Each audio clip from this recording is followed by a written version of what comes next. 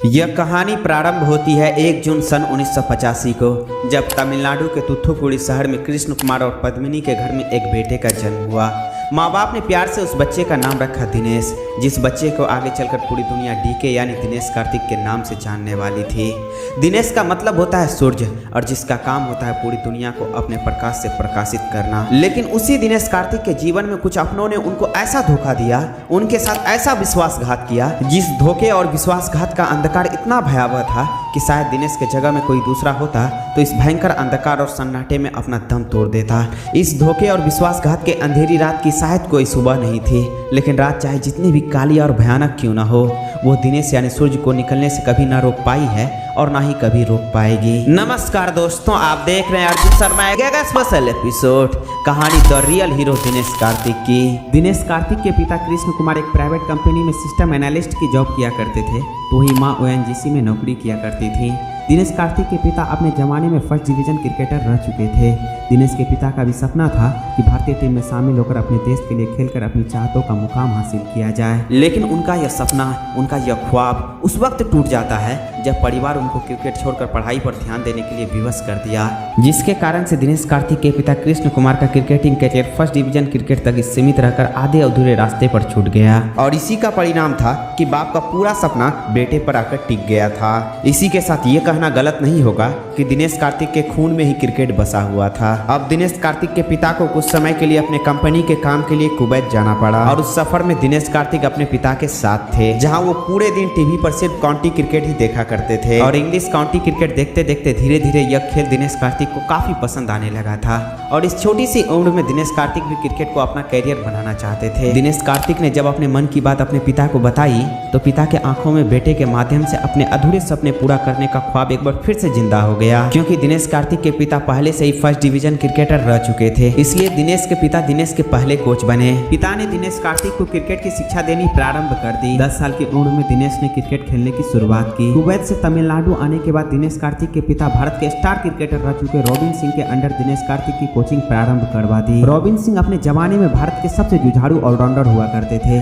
आज दिनेश कार्तिक हार के जबड़े में फंसे हुए मैच को जीत कर बाहर लाने का जो जज्बा रखते हैं, वह जज्बा दिनेश कार्तिक के दिल में इन्हीं रॉबिन सिंह के अंडर में अंकुरित हुआ था। रॉबिन सिंह से बैटिंग और फील्डिंग की शिक्षा लेने के बाद अपनी विकेट कीपिंग टेक्निक को डेवलप करने के लिए दिनेश कार्तिक ने पूर्व भारतीय क्रिकेटर किरण मोरे के अंडर में ट्रेनिंग ली। यह वो दौर था जब भारतीय टीम में एक विकेट कीपर बल्लेबाज की तलाश काफी समय से जारी थी, लेकिन यह तलाश मुकम्मल नहीं हो पा रही थी। इसी दौरान भारतीय टीम में पार्थिव पटेल को भी मौके मिले, लेकिन पार्थिव पटेल भी कुछ खास नहीं कर पाए, जिसके कारण से राहुल द्रविड़ को ही विकेट कीपिंग का भी भार सौंप दिया गया। अंडर 14, अंडर 19 दिलीप ट्रॉफी और रणजी में अच्छे प्रदर्शन के बाद 5 सितंबर 2004 को 19 साल की उम्र में दिनेश कार्तिक का डेब्यू अंतर्राष्ट्रीय क्रिकेट में इंग्लैंड के खिलाफ हुआ। लॉर्ड्स के मैदान में दिनेश कार्तिक ने विकेट कीपिंग से तो सबका दिल जीता, लेकिन बल्ले से कार्तिक सिर्फ 1 रन का ही योगदान दे सके। फिर आता है इसी साल 2004 का दिसंबर। इसी दिसंबर महीने में 23 तारीख को बांग्लादेश के खिलाफ महेंद्र सिंह धोनी का डेब्यू हुआ। धोनी के एक दिवसीय क्रिकेट की शुरुआत कुछ खास नहीं रही और अपने पहले ही मैच में धोनी बिना खाता खोले ही रन आउट हो गए, लेकिन धोनी ने अपने विकेट कीपिंग की बारीकियों से चयनकर्ताओं का दिल जीत लिया था।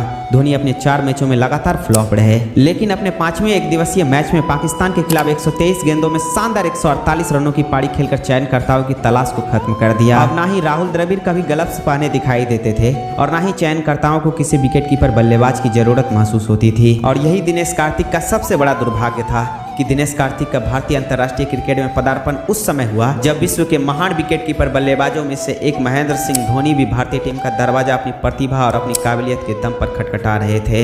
यह धोनी युग का प्रारंभ था, जिसमें किसी भी विकेट कीपर बल्लेबाज की जरूरत भारतीय टीम में समाप्त हो चुकी थी। धोनी के आने के बाद दिनेश कार्तिक को भारतीय टीम में कभी कभार ही मौके मिलते थे। यह मौके तब मिलते थे जब भारतीय टीम के लिए धोनी उपलब्ध नहीं होते थे, लेकिन दिनेश कार्तिक को जो भी मौके मिले वो उन मौकों पर भी बदकिस्मत ही साबित हुए। दिनेश कार्तिक अपने आप को महेंद्र सिंह धोनी से बेहतर साबित करने में असफल रहे। दिनेश कार्तिक के साथ इंडियन क्रिकेट टीम में अंदर बाहर होने का सिलसिला यूं ही चलता रहा। इसी बीच साल 2007 में दिनेश कार्तिक ने निकिता बंजारन से शादी कर ली। दिनेश कार्तिक और निकिता बंजारन के पिता दोनों ही बहुत ही अच्छे दोस्त थे और दोनों ने ही अपनी दोस्ती को हिंदी फिल्मों की तरह ही रिश्तों में बदल दिया। और इस साल 2007 ही था जब ODI वर्ल्ड कप से ठीक पहले चीफ सेलेक्टर अजीत वाडेकर ने अपने इंटरव्यू में कहा कि धोनी के अलावा हमें कोई दूसरा विकेट कीपर नहीं चाहिए। अगर कभी कभार विकेट कीपिंग की जरूरत पड़ी भी तो राहुल द्रविड़ संभाल लेंगे। और ऐसे में यदि दिनेश कार्तिक एक प्योर बैट्समैन के रूप में भी खेलते हैं तो भी हमें वो नहीं चाहिए, क्योंकि हमारे पास पहले से ही सचिन, सौरभ, द्रविड़, सहवाग, युवराज और रॉबिन उत्तपा जैसे दिग्गज बल्लेबाज शामिल हैं। अजीत वाडेकर के इस इंटरव्यू ने दिनेश कार्तिक को अंदर से पूरी तरह से हिलाकर रख दिया था। हालांकि दिनेश कार्तिक को 2007 के ओडीआई वर्ल्ड कप के टीम के 15 में रख लिया गया था, लेकिन इस इंटरव्यू से साफ था कि टीम के प्लेइंग 11 में कार्तिक के लिए कोई जगह नहीं थी। इन सारी विपरीत परिस्थितियों के बाद भी कार्तिक ने हार नहीं मानी और भारतीय टीम में वापसी के लिए कार्तिक ने संघर्ष जारी रखा। साल 2009 में दिनेश कार्तिक को पहली बार तमिलनाडु लिस्ट ए टीम की कप्तानी मिली और तमिलनाडु की टीम के ओपनर मुरली विजय और दिनेश कार्तिक काफी अच्छे दोस्त थे। मुरली विजय का अक्सर दिनेश कार्तिक के घर आना जाना होता था, लेकिन दिनेश कार्तिक जिस शख्स को बेहद ही खास समझ रहे थे वह दोस्त दिनेश कार्तिक के विश्वास और दिनेश कार्तिक की इज्जत के साथ खेल रहा था। दिनेश कार्तिक के पीठ पीछे दिनेश कार्तिक का वो बेहद ही खास दोस्त कार्तिक की बीवी निकिता बंजारन के साथ एक विश्वासघात की कहानी लिख रहे थे। एक ऐसी कहानी लिख रहे थे जिस कहानी को सुनकर किसी भी सभ्य समाज की आंखें शर्म से झुक जाए। मुरली विजय और निकिता बंजारन के बीच एक ऐसे रिश्ते का जन्म हो चुका था जिस रिश्ते को हमारा भारतीय समाज नाजायज रिश्ते का नाम देता है। अपने दोस्त और अपनी बीवी के बीच हो रहे इस नाजायज प्यार और नाजायज रिश्ते की खबर जब दिनेश कार्तिक तक पहुंची तो आप सोच भी नहीं सकते हैं कि दिनेश कार्तिक के दिल पर क्या गुजरी होगी। इस रिश्ते की खबर दिनेश कार्तिक के घर की चारदीवारी को लांघकर जब घर से बाहर आई तो किसी चाइनीज यूनिवर्सिटी से पीएचडी और पत्रकारिता की डिग्री लिए हुए कुछ सस्ते पत्रकार और फर्जी लेखक एक झूठी आर्टिकल और सस्ती न्यूज तैयार करते रहे और इस झूठ और सस्ते लेख को सोशल मीडिया पर धारा प्रवाह प्रवाहित किया जा रहा था। इस न्यूज और इस आर्टिकल में लिखा जा रहा था कि दिनेश कार्तिक इस बेवफाई और धोखे से आहत होकर बंद कमरे के अंधेरे में और शराब के नशे में डूब चुके हैं और इस अंधेरे और नशे के हालत में दिनेश कार्तिक के मन में आत्महत्या जैसे कमजोर विचार आ रहे हैं। अपने जिंदगी में मिले इस धोखे और बेवफाई से दिनेश कार्तिक शायद उतना आहत नहीं हुए थे जितना दर्द दिनेश कार्तिक को सोशल मीडिया पर फैल रही इस झूठ कहानी से हो रहा था। जबकि सच तो यह था